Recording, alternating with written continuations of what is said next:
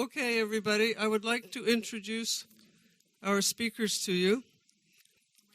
We have Mony right here and Alberto right there. I'm just going to read what they sent me to say about them, and they can add to this or if they like. Mony is an Ottawa native who is also a pilgrim, seeker, and author who abandoned a lucrative marketing career in the software industry to embark on a search for self.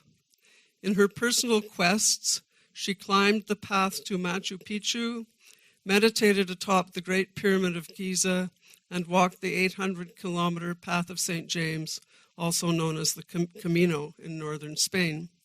And possibly the greatest adventure of her life, a 5,000-kilometer, 13-country, 13-month walking pilgrimage for peace from Rome to Jerusalem with her now husband, Alberto.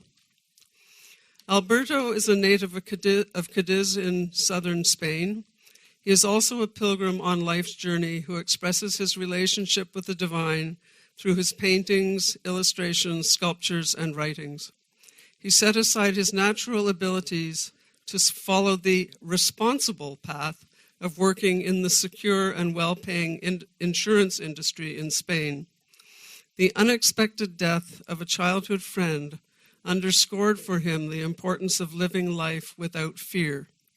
His subsequent decision to abandon his job and pursue his dreams would eventually lead him to the Camino, where he would fatefully meet Mony for one day in a town called Finisterre, whose name literally means the end of the world. They are here to share with us their journey and the many life's lessons it has offered them. So please welcome Mony and Alberto. That's okay. Well, thank you so much, Ellen, and our thanks to all of you for the invitation to come here and share the story of our journey, our 5,000-kilometer walk that we did for peace, starting in Rome and ending in Jerusalem. I'm going to get the slideshow going. You have in your hands a copy of the map. This map here, the route, which shows the route that we actually walked. And as we are speaking, we're just going to have some photos running on the screen over here from the journey itself. So if you get tired of looking at me, you can look at some of the photos and get a sense of what we looked like and what this life-changing adventure was all about. So the route, in chronological order, starting in Italy. And so the route started actually in Rome, and I'll explain why we chose Rome and why Jerusalem. We began in Rome and went north through Italy, up towards Venice. Then we cut down the other side of the Adriatic coast in what was the former Yugoslavia. So Slovenia, Croatia, a little bit of Bosnia and Herzegovina. And then we cut down into Macedonia and then started to head east. Albania, Greece. And then once we reached the Turkish border, we had to make a decision as to whether we wanted to cut through the country or go along the coastline. And since it was summer, we were told that the distances if you go through the center, the distances between towns is very long. And there's very few possibilities for shelter or even water. And so we made the decision instead to go along the coastline, little realizing how long that Turkish coastline really is. It took us over 4 months to actually finish the Turkish coastline. And we needed to leave. That's why you see that little blip that goes into Cyprus. We had to leave the country because our 3-month visa had expired. And we needed to leave the country and re-enter again to be able to get another renewal of our visa for 3 more months. And back in 2001, which was when we did this, we started in 2001, we finished in 2002, the situation in the Middle East wasn't as tense. It was right after 9/11. Things were unstable, of course, but we felt fairly safe to be able to continue our walk from Turkey down towards Syria, following the coastline the whole time, down into Lebanon, which is where my parents are from. And from Lebanon, hoping to cross into Israel on foot, but that was the only border we physically were unable to cross on foot.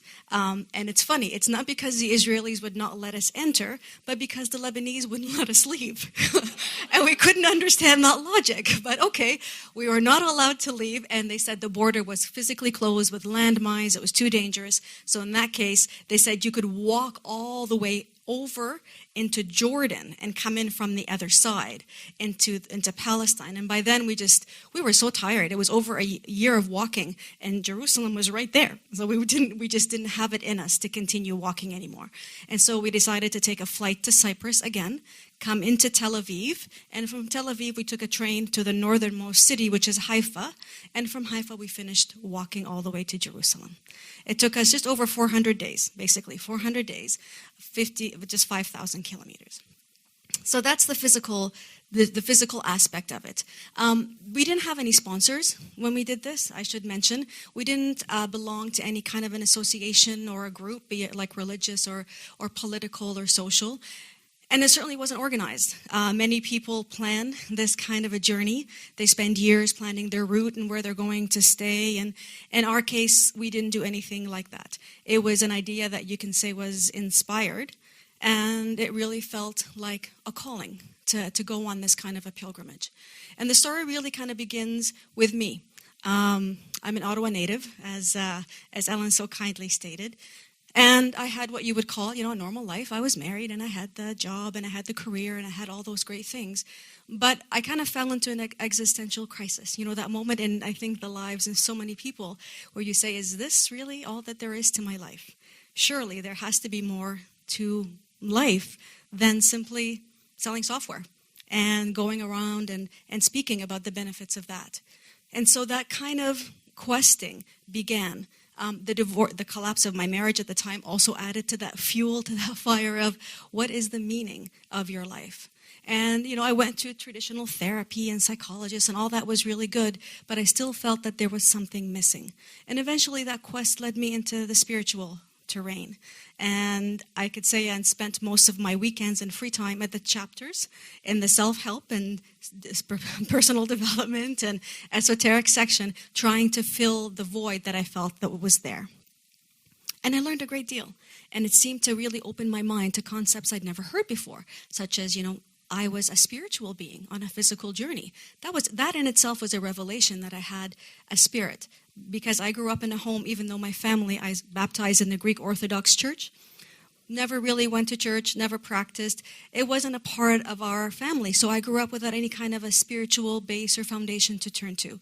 And so to realize that I was a spiritual being on a physical journey was a great revelation to me. The fact that I was a creator of my world, not its victim, that was a big one.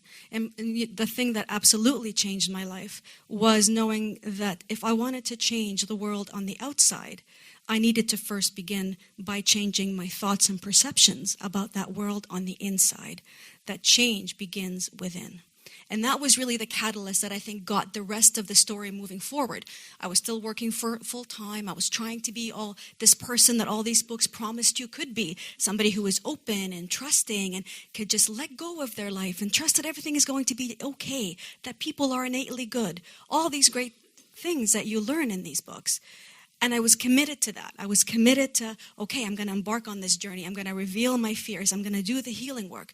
And eventually I just found it too difficult. I just could not continue doing the work of being at work and all the demands of that and really committing to the person that was emerging.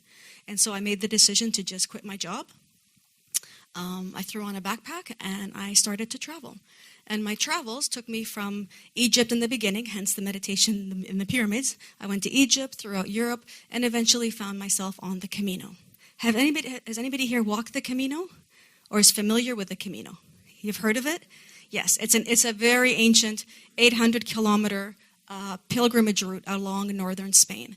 And I did that walk, and at the end of that walk, in Finisterre, as Ellen mentioned, in a town that literally means the end of the world, I met a Spanish pilgrim named Alberto. And he'll tell you his story. Hello, I am Alberto. I don't speak so well English like her, then I'm going to try to do the best that I can. I was born in Cadiz, in the south of Spain, in a Catholic religion background. My mother, she was very, very religious and still is, thanks God. And from the very beginning, the first idea, I think my mother was really helpful in that, is that I wanted to be a priest. I grew with the idea that God is love. Well, in first place, that there is a God, no? That there is something that loves us so much, and well, after Jesus is the way, and the Virgin Mary. But she present to me like the best friends that I could have. Mary like the second mother or the first mother that I could have. Like God was essentially love. With the years, this idea changed when I was maturing. And I think, but I always appreciate the fact that I grow with that belief, because I feel a lot of protection. I feel, when I was a child, even I feel the love. I feel that I could talk with that amazing thing that love us so much. I feel that I could see even miracles everywhere. But with maturity, when I went to high school, I went even to a seminar to study in high school. I was resident in a seminary for boys that after they want to do.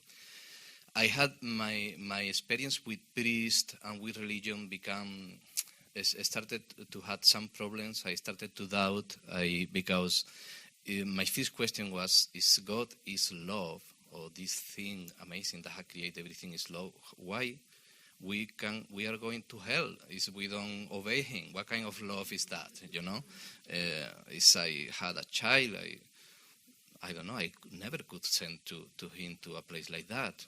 You know, he doesn't do what I say, and many things that you start to doubt about, and especially to the fact that God is so almighty, so powerful. Why people suffer? Why He doesn't change things by the way? It's so magical things. Then all these doubts, even when I didn't want to mention, because if you start to think in this, you go to hell even faster. No? But they were in my background. They were in my mind. And finally, with time, I lost that connection. I could say. But with the death of my friend, how Ellen had explained before. I was 24 years. My best friend, Javi, died in an accident in his work. He fell from he was working. That was for me a call of attention. That I say, I cannot live my life without a meaning. I can die tomorrow. What I am doing? I'm working in an insurance company. I am trying to succeed. I must to do what I really feel, what I love. That at that time was my art. I love it to draw, I love it to paint. But I didn't believe that I could do nothing with that, But when the death of my brother, in some way, my friend Javi, I felt that I needed to do something with my life, because it's not, I will be a life without meaning. That idea was very deep in my mind, even when still I had not found another different spirituality. That came after. Years after, I continued still in the insurance company for many years, but I was not happy. I went there for a while trying to save some money and to follow my dream of to become an artist, but I didn't have time. I didn't have time with my work. Was many hours a day. I had a girlfriend for many years. We had buy a house. We had so many. I couldn't find the time to dedicate to what I really loved. That was the thing that put me very, very down.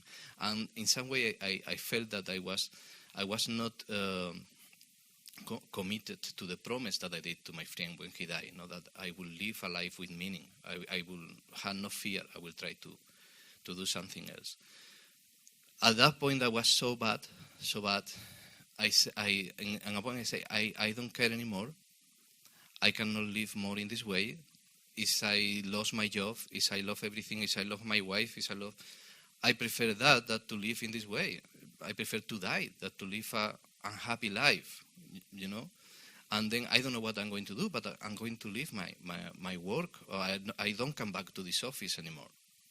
And just when I thought in that, And I say, I don't know what I'm going to do, but this summer, these holidays that I'm going to have in this summer, I'm going to make a decision that is sure I'm not going to come back to the office. When I did that, just in that summer, when I less expected, a book caught my attention in the shell of my mother, that all her books were religious, Catholic religious, Santa Teresa, San Vicente, all the saints were in her shell. And some books of psychology that never I pay attention to it. And there was a title, especially that I'm going to say because really changed my life, that was You Can Heal Your Life, from Louise L. Hay. I don't know if you know this author. It's a North American author that is very known. And that, when I was in the sofa in the house of my mother, I was not thinking in God. A long time ago, I didn't pray anymore. I was there and I said, I need to change my life. I don't know what I to do, but I was feeling relief at least, that I knew that a change was coming. For good or for bad, it was not going to be the same, you know. And then I saw that book there that would say, You Can Heal Your Life.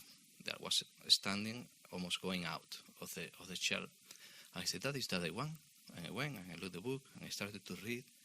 And was like, it's a huge veil fall of my eyes. I understood, or I connected with that truth that I was reading about that we are, how Mony say, we are spiritual beings living a physical life.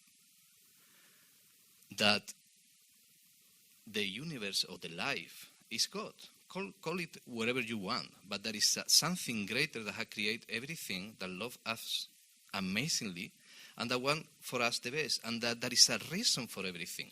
All is good. There is a reason for everything. The problem is that we don't understand what is happening. We don't remember who we really are. That we are in this life in a journey of self-knowledge, of growing, and to remember all these things that we have forget. And yeah, that was so many things, but especially, and one important thing is that I could change my life. I was not a victim of my life. I could change my life if I change my thoughts. That was so simple. Maybe I cannot change a situation, I cannot change a problem, but I can change how I think about that. That is in our hands, you know. And when you change what you think about that, all change. Immediately you can feel in peace. That is the first peace, the first step. And after, who knows? Then I could see, I can change my life.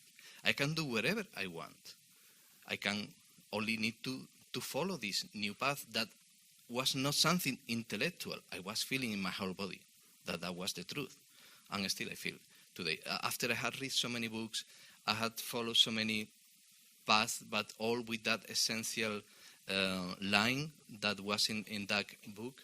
And I could say that never before, that I can say that I had experimented that. I can say that life can change for the good, that what we put in our head is very important and is the basis for to change your life and to live a happy life. I'm going to stop there because this is going to be so long. But the point is that was the thing that made me to start to look for yoga, meditation, to read many authors, and in some moment bring me to El Camino de Santiago in the north of Spain, where I was looking for what I do now. I know so much now. Now how I serve, what I do with my life in this point. No, now okay, I know all this. Now what I do, and in that searching was where I found Mony at the end of the Camino, in the end of the world, Finisterre, when she had already the inspiration to do this walk for peace to Jerusalem. Now, why Rome to Jerusalem? When at first blush, or when you first think about it, you go, oh, okay, it's a very Christian, very religious route to walk, to choose Rome and to choose Jerusalem. But really for me, it was more than that. When I was on the Camino, like Alberto, I was walking going, what am I going to do with my life? I need direction. I need to find the next steps. And one day, sitting among some pilgrims, and this was back in 2001, before the Camino became the big thing that it is today, I heard some pilgrims speaking in English, which again was not as common on the Camino back then. And one of them was saying to the other, did you know that this Camino that we're walking is called the Way of the Sword? It is the place where you fight against your demons. You fight your personal fears, and you find your strength. That's the way of the sword that leads to Santiago. And then there's another path, a pilgrimage that goes to Rome, and that is called the way of the heart, the way of love, and not simply love among humans, but divine love, however you want to define that term divine. And then there's a pilgrimage that leads to Jerusalem, a path that goes there. And Jerusalem, that pilgrimage is called the way of the soul. And when I heard that, as I feel it right now, as soon as I heard those words, I felt like my entire body was on fire. It's like, that's what I'm going to do. I'm going to walk the way of the soul to Jerusalem. Because Jerusalem also held or holds a very special place in my heart because my family's from Lebanon. I grew up here in Canada. I was born in Canada, raised here.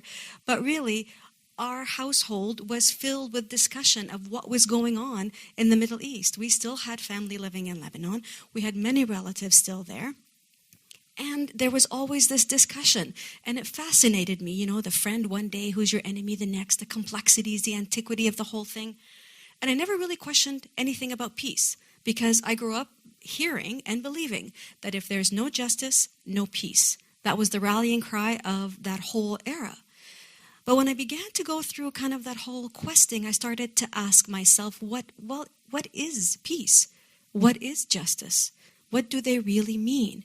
Where do they come from? And how do you really create a peace that is lasting and not as something that is temporal?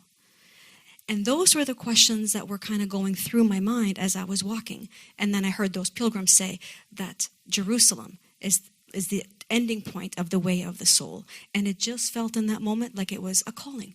This is what I need. And I think it was maybe at that time too, I was seeking that peace myself. I was looking for it myself. And so the calling just kind of all seemed to come together. I'm going to walk to Jerusalem and I'm going to do it for peace.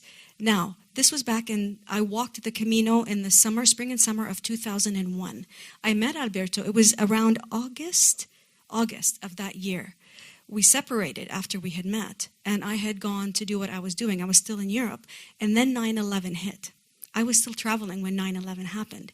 And I was starting to kind of vacillate. When you get off the Camino and you start to think, I'm going to be walking, from Rome to Jerusalem. That's a long way. Okay, I'm a woman, I'm walking alone. How am I going to do this? Your fears. So all the fears start to kind of come into play. And I almost talked myself out of it. And when 9/11 happened, it just felt like the whole universe was saying, go do this. I thought, I don't have any answers for peace. I really don't know what it is. I'm still struggling with it myself, and I am no poster child for it. But I do know, and one of the greatest teachings of all, probably the philosophies, is if you want to change the world, you begin by changing yourself. Peace begins within. It is the inner world that creates the outer world. And so I thought, this is what I'm going to walk with that. And the Camino had given me the foundation to kind of say, okay, trust in this path. Let go of your plans. And I learned to let go. That wasn't an easy thing. I learned to not plan. I had to learn to just allow the way to lead me and be present to what was happening in every single moment. That in itself is a lifetime journey. I'm still doing it. It didn't end in Santiago, and it certainly didn't end in Jerusalem. Now, the physical aspects. I should say that when I had decided to walk, I said, okay, I'm going to do it. It was after September. It was mid to late September. I started researching the internet. I found one woman who had walked from The Hague to Jerusalem. I contacted her. She said, come see me. I was in Europe. Everything is close in Europe. I went and saw her. And as I was making my way to Rome to start walking, I made a phone call to a Camino friend who I had met who lived in Germany. And there, when I was visiting her, I saw Alberto. I didn't expect to see him there. Unbeknownst to me, they had started a relationship. And when I arrived, ready to go to Rome, this time he felt the calling. Not because of me. There was no attraction between us. No one believes that we were just walking as two companions, two pilgrims who really believed in the same thing. For me, it was about peace. For him, it was a journey that went beyond that. For him, he really looked at it as a spiritual quest, to really look and test all those great things that we read about in all the self-help and spirituality books. And so while he prepared, I started in Rome. I started walking alone. I was only alone for 10 days. I was walking on the side of the road, and this is what our journey looked like. Imagine walking, even here, like I wish we had some nice walkways like this. You're driving in your car, and you see two people walking with backpacks and, sticks on the side of the road. That's what we looked like. We walked around 15 to 20 kilometers a day. As we got stronger, and in the summertime, we could do up to 40, 45. And some days we did, but then your body is destroyed the next day, especially in the heat. Backpacks, my backpack weighed about 17 kilos. His was around 20, because in the beginning we were carrying tents for sleeping outside in case we needed them. If you add just a bottle of water, you don't think it's going to weigh a lot, a bottle of water. We had some cooking things for camping. All of that adds weight. And so eventually we got rid of all of that. We got rid of all those things because of a factor that we didn't count on. I had enough money and I had enough savings to be able to walk to Jerusalem, staying in hostels, campsites, hostels, nothing fancy, but I had enough savings to do that. When Alberto joined me, he said he didn't have enough savings to stay in Italy, especially where you cannot stay in a hostel for less than €50 a night at that time. And how much are you going to be spending before you get to Jerusalem? And we didn't know how long the journey was going to take us. We even, we did some quick calculations. In fact, that map that you're looking at was our map. We bought that one map of kind of Mediterranean Europe, and we kind of more or less gauged, okay, this is more or less the route we're going to take, 20 kilometers a day, more or less. We'll get there in 6 months. That was our original calculation. And then you realize you cannot possibly plan a pilgrimage, because it's not about you, it's about the way that's leading you as you go along. It's not about kilometers every day, Come closer to it's about the experience. Yeah. And so he said he would like to do something that he heard a pilgrim had done on the Camino. This pilgrim had walked without any money, went to the church every single night, knocked on the door and said, I'm a pilgrim. I don't have any money. All I need is shelter for the night. I don't need food. I don't need anything. I just need a roof over my head. And for me, that was difficult to do because I didn't need money and I didn't need to ask for help. And if I wanted to walk with him, I had to make certain accommodations. And that was the first one. And many people will ask, how much money did you spend and how much money did you have and all that? How long did you save for? What ended up happening, to my great shock, was that we would find normally the house of the local priest. Most small towns have a bar and a church. And so we would find the church first, or go to the bar first, have a drink, ask for where the church is, where the priest lives, go to the house, knock on the door, and basically we learned to say in Italian first, we are pilgrims, and all we need is a roof over our head. We don't need anything more. Here are our passports. We showed our ID. And to my amazement, most times they opened up a hall that they had or a room that they weren't using. And they just said, you can sleep on the floor, which is exactly what we ended up doing. We slept on the floor. If they had tables like this, we would put them together and we would sleep on tables, chairs strung together, anything that would get us off the floor, because many times they didn't always turn on the heat in the winter. And so we slept in our backpacks and slept wherever we were given shelter. In the backpacks and the sleeping bags. That would be harder in the sleeping bag. For another part, too, she resists to this idea because we are not really, at that time, not now either, we are not really religious people. So we are more spiritual people. So we believe that all religions are common, so our sisters. So even the atheists is for us is a belief system of what is this, who we are. Then we are all brothers trying to figure what is happening, but we didn't want, especially her, she didn't want to be noticed like the Catholic, no. Then she fight against this idea. But I told her we can go to anywhere, not only churches, wherever place is receive us, we will be open. We clarify that we are pilgrims walking for peace, and after all we want peace. Then why not? That was my point. And peace is universal. Yeah. It's a universal principle. It doesn't matter which religion or which philosophy you subscribe to. And so that was possibly the biggest accommodation that I had to make.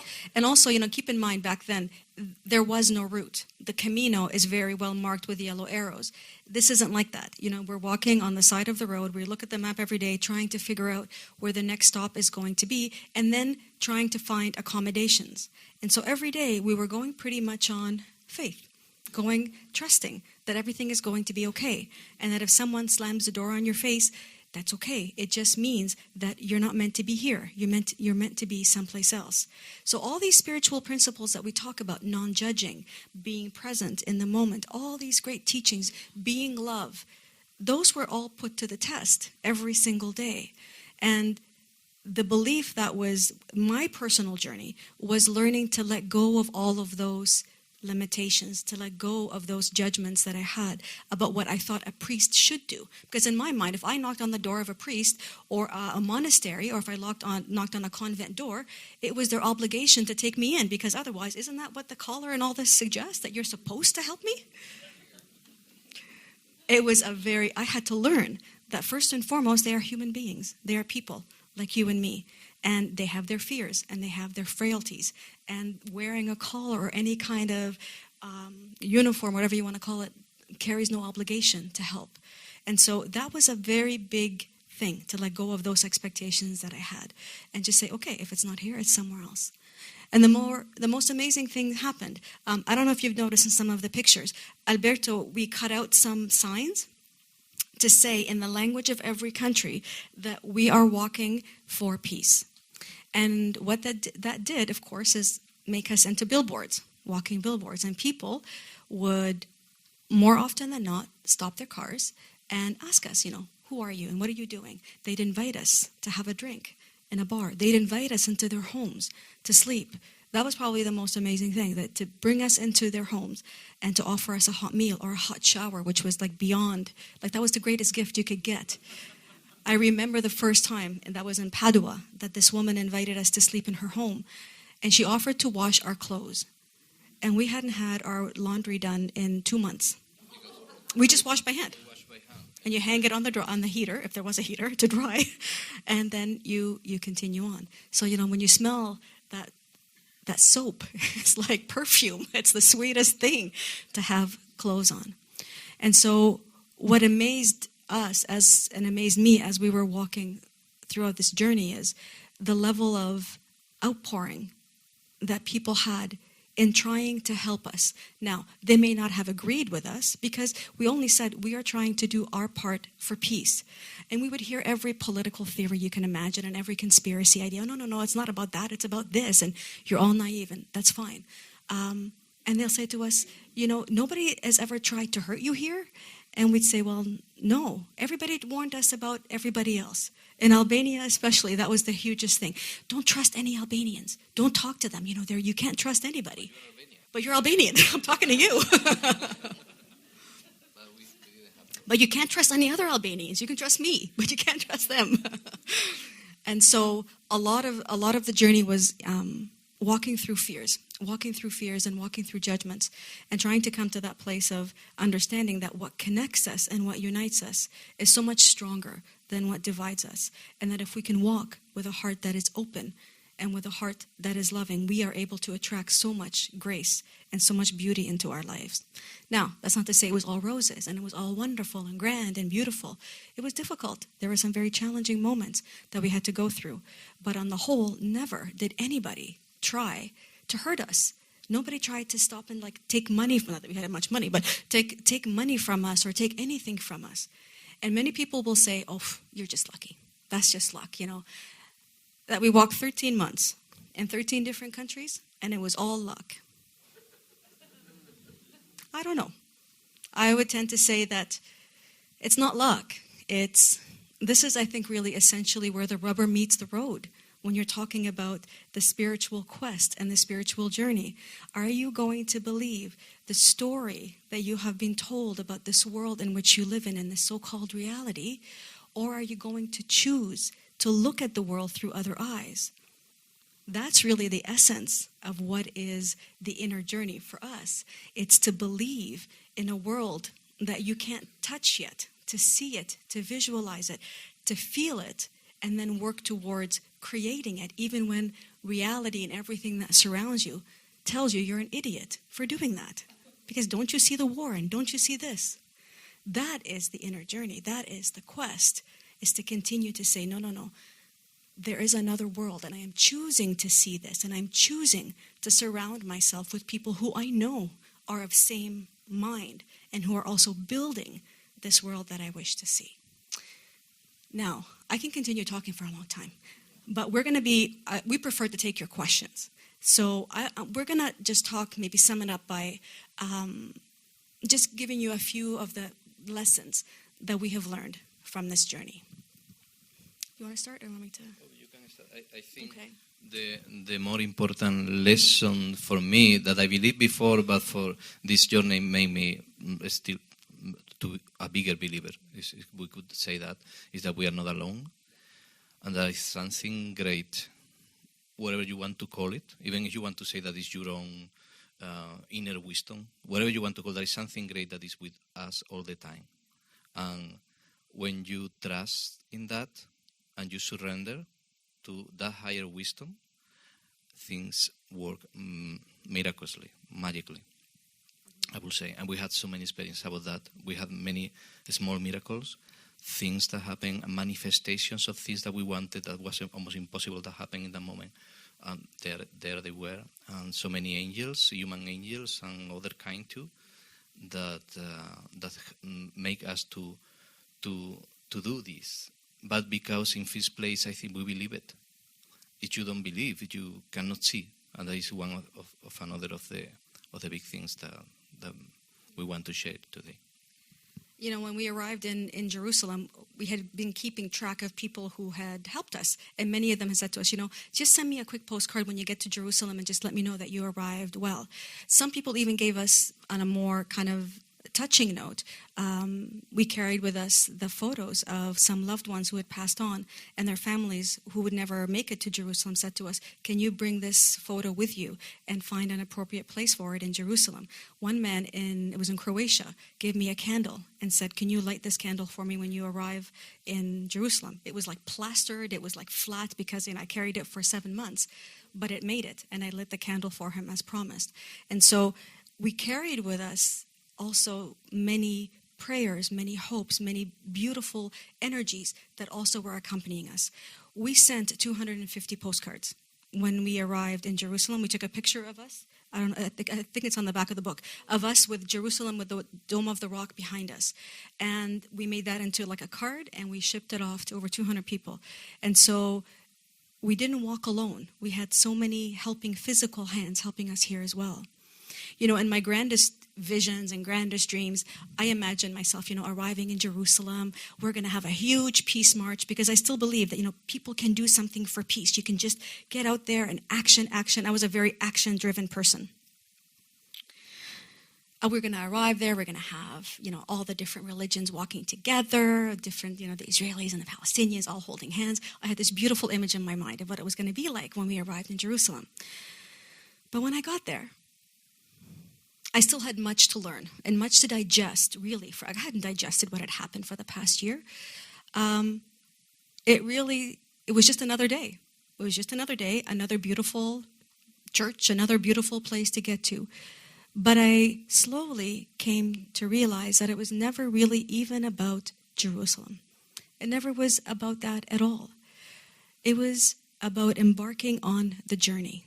I needed the dream. I needed the dream of the Ithaca. It was my Ithaca, so that I could embark on the journey, because it was in the journey where I was learning. It was in the journey where I was facing my fears. It was in the journey where I was healing those parts that needed to be healed, because in doing that, I'm creating more space for peace, for love, for compassion. And when I have that more firmly grounded within me, then I am able to come to the world in action that is inspired from a different place. I am able to come to the table listening for ideas that maybe, had I been filled with anger and revenge and injustice, I never would have been able to hear, and possibilities that never would have revealed myself had the heart been so closed. So that was probably the biggest lesson for someone who was very action-inspired and just leaping into action, is to say, action is good, action is necessary, but it has to come from a place that is deeply grounded, from a heart that is very deeply grounded in love and in compassion. Gandhi taught the same thing. His greatest movement, his Satyagraha movement, was about the soul force, the love force. He was trying to get that into people first before they went out and started to act. And and the last thing, that was what Alberto had said about believing is seeing. There's a Latin phrase which is credendo vides. And credendo vides means when you believe, you see, not the other way around. It is when you're able to believe in this world that you are envisioning, you're able to believe in this peace and brotherhood that we have among all of us. You believe in that, then you are able to see it. Then you become the masters of your destiny and the creators of this peace we all wish to see in the world. And that's it for now. We'd be happy to take any questions you may have. Don't be afraid to and don't be afraid to offend. You can ask any question. We are accustomed to.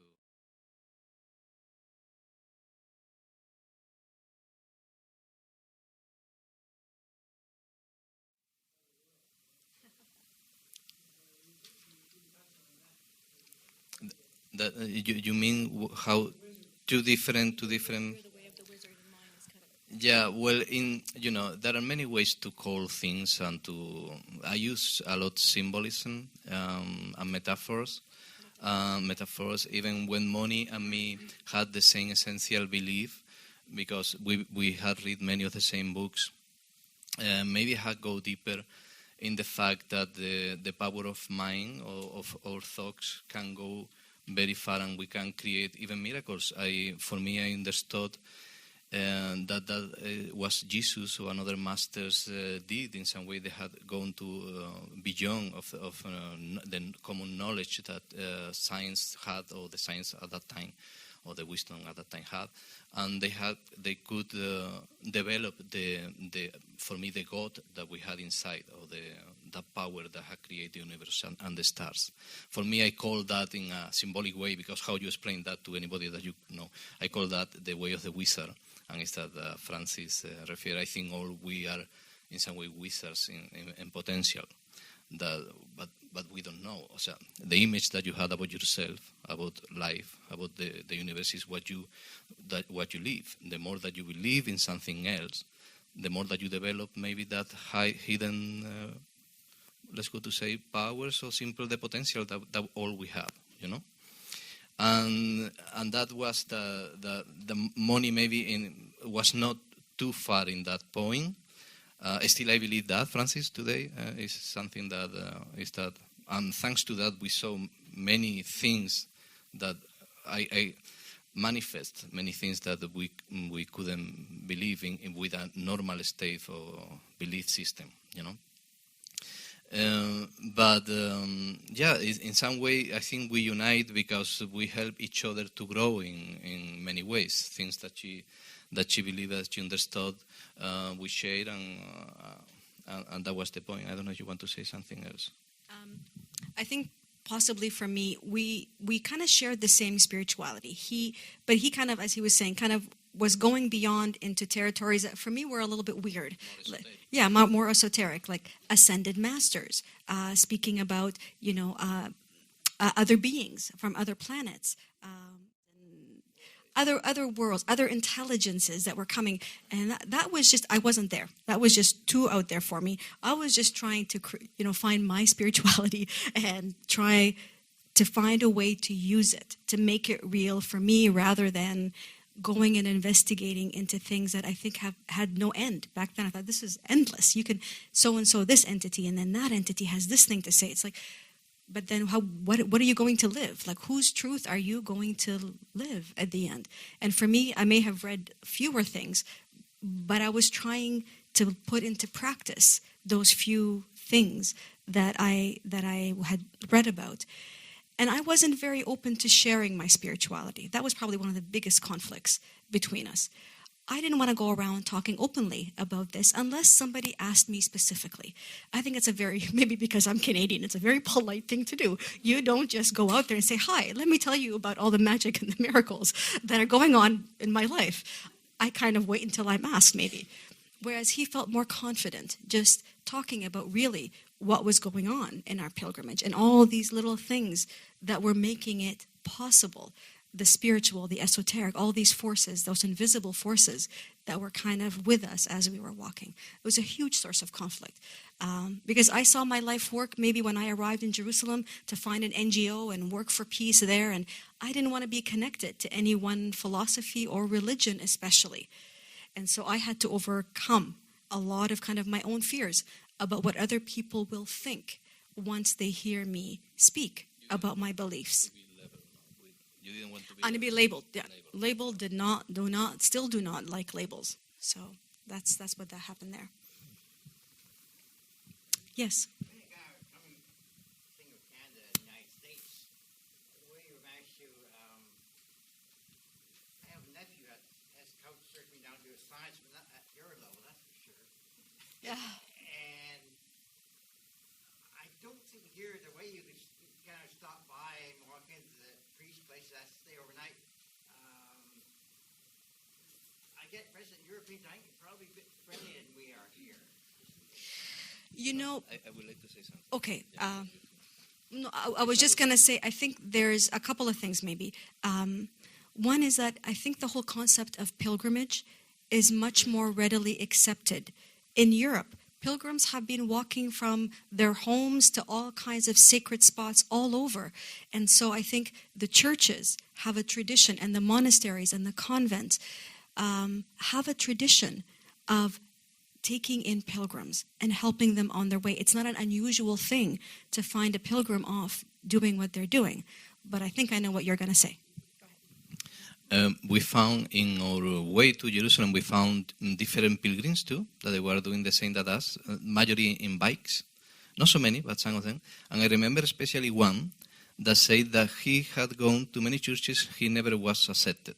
That was in Turkey, no, where we met him. But he was, you talk with him, and he was in the bike for peace too, he said, but he was talking about fights, that he had fight with somebody, that he had this problem, and he whatever. And this, we come back to the same point that we were talking a moment ago. We were walking always with the idea that people is good, and that we are going to bring, when in the meetings that we have, we are going to meet people good, people is in the same line of us, and the universe is helping, we are not alone. If you don't go with that kind of perspective, it's very difficult that you find. You are going to find people that are not in that way, and after all, you are with that sense of injustice that this is not fair, that this is not, and this is going to complicate the things even more.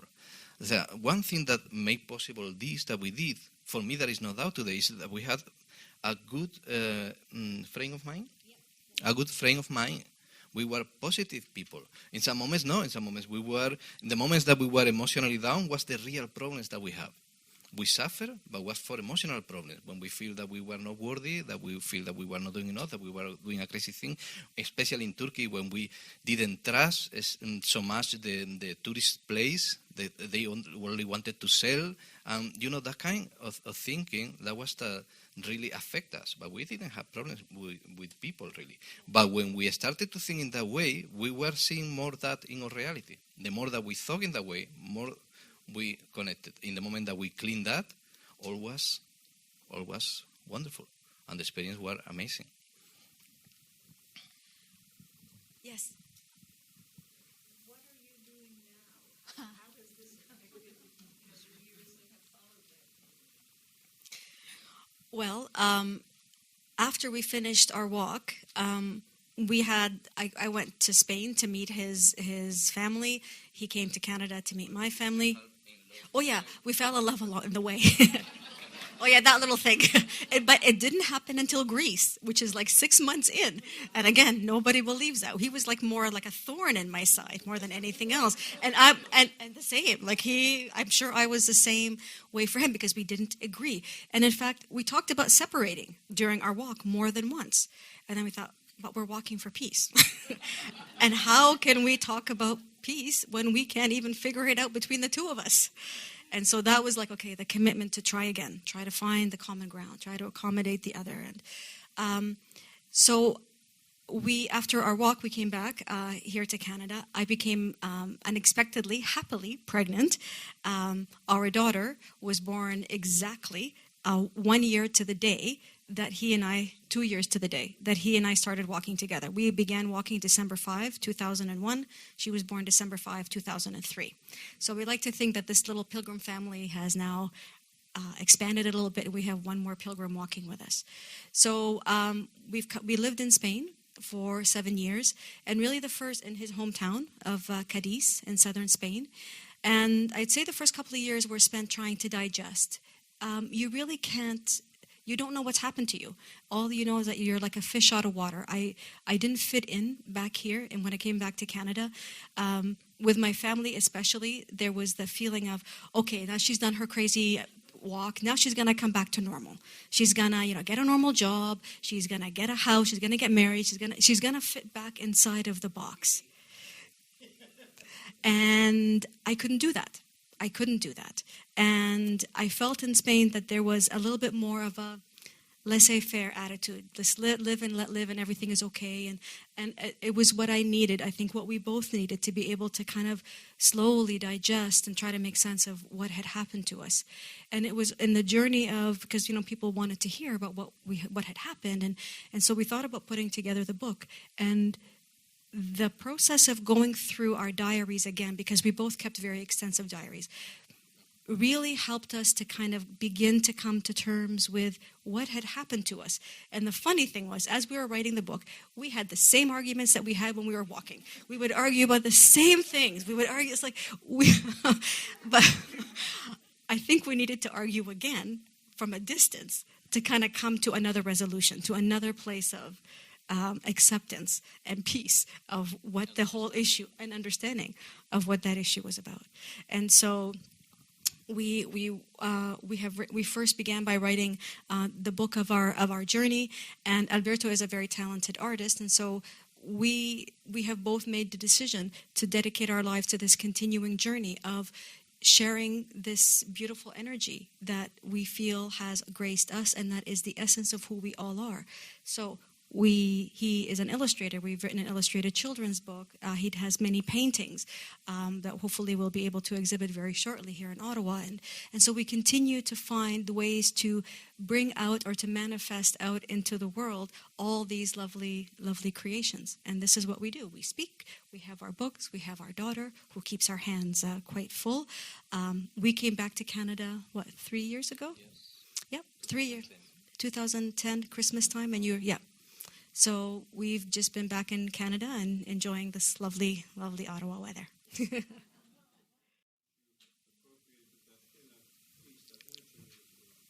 That's a great question. This is when everything that you believe in is put to the test. Are you going to trust and walk with the same openness and trust, knowing that this area that you've walked through has just come out of war? Because we saw the remnants in some parts of Croatia and Albania. We saw the tanks, the tanks that were on the side of the road. We saw the bullets on the side of holes, like in Dubrovnik, for example. That hadn't been done. And so you're reminded that this was a place that had just come out of civil war. And even the people themselves will say, you can't trust, you're going into Macedonia, Montenegro, and Serbia. Ooh, you don't know what atrocities they've committed against us. And then they tell you all the atrocities, putting even more fear into you. And so the hardest part of that journey was to say, that's their experience. And their experience does not necessarily mean it's going to be my experience. And that's very difficult because, like I said, you're in that environment of they're trying to warn you from the best intentions that, be careful. But at the same time, they're putting their fear into you. It's not my fear of them. It's their fear of them. And so the hardest part for me, and that was put to the test in Albania, for me especially, and it was my personal low point kind of on the inner journey, because from the moment we started in Italy, they kept saying, avoid Albania. Albania is a madhouse. The dictatorship just fell, and all you see there is chaos. People and the mafia is everywhere. Police, you can't trust the police. Don't ever ask them for help. Everybody's going to steal you blind. It's like, by the time I got to Albania, I was looking for ways around Albania. But again, in Albania, the people were wonderful. The people were like you and me. The connection with the individuals was just fine. The police even stopped. When the police first stopped us the first time, I freaked out. But he only stopped us to say, just making sure that your papers are okay, and I'm just calling the other police officers to let them know you're on this road.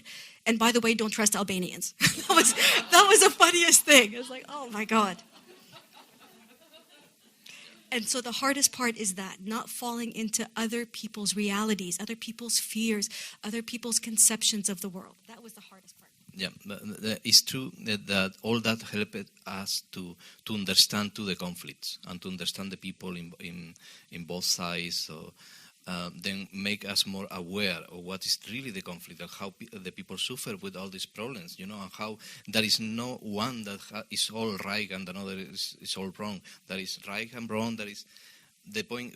This helped us to understand, but for another part, we needed to put some kind of space. Is to understand, to open yourself to the another, but trying to remember who you are and where you are, because it's easy to be sucked to that kind of negativity in some way, Then I think that was a good lesson. I learned at the end of the journey, I learned what was the conflict in Jerusalem. When I went out, I didn't know. I knew there was a war, but I didn't know what was. I didn't care before until that time. And all this journey helped me to understand the conflict that is there. It's really hard not to get sucked into other people's dramas, all of it. Good, but yeah. You need to be centered in your truth, Yeah. Yes.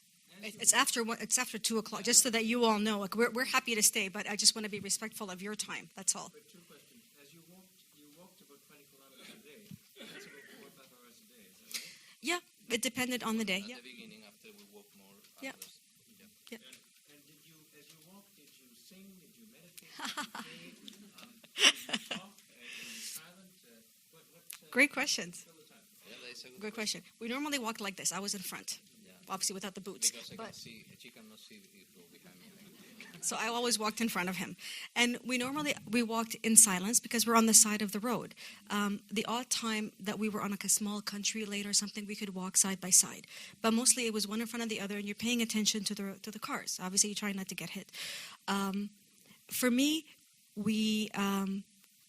it's funny, the most curious of songs that pop into your head. Amazing Grace, whose words I don't know. I only know one small, part of it, was the song that kept repeating over and over in my head. I would just hum it, and that would be the one thing that would just continually be in my mind. Positive things, spiritual songs, positive songs. You grew up But I like to sing, and I grow in a church. Then I love to sing, and I think music and songs help us to connect with that kind of energy. I think it's energy too. And then the more happy that you feel, the better that the circumstance go. Is what I believe. Then I sung a lot. I sang a lot. Yeah. And there's also a moment. We pray in our own way. Yeah. So we communicate with life, with the universe. I talk to a lot, of course, and every day, every night, and meditation. And I had my walks when I arrived to some place. I always went to get a walk 5-10 minutes. Yeah, we'd arrive after a long day of walking. He'd go for a walk. Because to clear my mind, to connect with the life. For me, I don't know. I like it to talk with the moon, but the moon was a symbol of the universe. So and that kind of. And after a while, the more that you're. The more that you walk after a while, you forget your body. Your body is almost absent, and you're kind of in a different space. And it's a very hard feeling to describe. But you're walking, and you're aware of your body, but at the same time, you're beyond your body. And you just feel that you're just connected with everything. You're there, and you're not there. And your mind is at peace. And those moments happen especially... I would say they happen throughout the walk, but I'd say in the latter part of the journey, they happen more and more. Because, your body's accustomed, you're just moving. The body is just moving on its own. And then your mind is able to just kind of escape, and you're not there. You still have to be aware, but you're not really there. So it's a strange kind of sensation. It's a meditation. It's a walking meditation. Yeah. Yes, ma'am. How many pairs of shoes How many pairs of shoes we wore out. Believe it or not, only 2. I had my original pair of boots that I started walking with from Rome, and they lasted until the beginning of Turkey. And in Turkey, with the heat especially, you can't really walk with heavier boots. And so we found, there are so many craftsmen there, a gentleman who made leather boots, but a soft upper, like a very soft leather boot with a not too thick of a sole so that my foot could bend. That was my biggest thing. For footwear, I preferred natural, everything natural materials, leather, wool socks. Those were what helped me most with blisters, because that was my biggest thing walking was blisters. So only 2. That pair in Turkey got me to Jerusalem, and then it was no more boots for a long time. Sandals. For me too. I had a trekking boots and Gore-Tex, this material that breathe. And in Turkey, I think too, they broke finally. And I buy running shoes, high tops running shoes, and that was so comfortable. For the asphalt, for the road, it's great. If you are going for the mountains or you are going for path, maybe it's better the trekking, but for the road, that we walk for the side of the road, is the running shoes are the best. Yeah. And I'll mention one last thing. There are, back then, we would just followed whatever we followed, but there is now a more concerted effort to recreate and mark the pilgrimage paths that lead to Rome and that lead to Jerusalem. And so there are volunteers, many of them are actually academics and researchers who know the itineraries. They read whatever ancient texts of the pilgrims who walked, say, from Rome to Jerusalem, taking certain paths. And now they're trying to get the GPS coordinates so that those paths can actually be marked. It's not the same, but but they have the coordinates so that you can start marking them. And there are volunteers who are now taking those coordinates and then walking in different sections, different countries, and marking them with stickers. It's being called the Jerusalem Way. The Jerusalem Way. If you visit my website or on Facebook, if you have Facebook and you look for me, I'm trying to kind of be the contact point for the Canadian. For Canada, so that any questions you may have about making a pilgrimage to Jerusalem or to Rome, I have maps, and I can put you in touch with the people who can maybe help you with your planning. So, I think Mony will say the same, that we believe organized a journey, a travel like that is good. To try to have a phone or whatever can be good, but really there is something special in have the less possible things organized, because you can see more the magic. You can see how things develop when and even it's good to find yourself in some moment that you don't know what to do, and even to feel a little the fear, and to trust and to see how things go from that point. Then I think I understand pilgrims that go, they need to be very prepared to, the first time or the second is normal, but I think little by little it's good to trust and to go beyond the limits and to see what can come from that. Yeah. To see where the way leads you. What? Sorry? You didn't have your laptop? I had not a cell phone, nothing. I had a cell phone. I did have a cell phone. Back then, it was still the newest thing. It was the Nokia communicator. So it was a phone, and it had like Microsoft Word on it and Excel, and I used that as my diary because it was less to carry. He carried books, I carried my little communicator, and that was my diary. And I kept track of where we went and the kilometers and all that. It was, my Microsoft person was not completely gone. So, well, thank you all so much for your time. We so appreciate it. Thank you.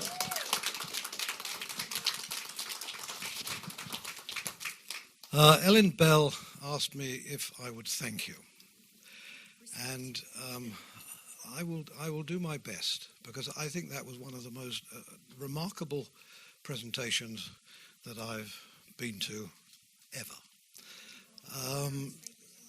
Why do I say that? You started on this particular journey having already done some traveling.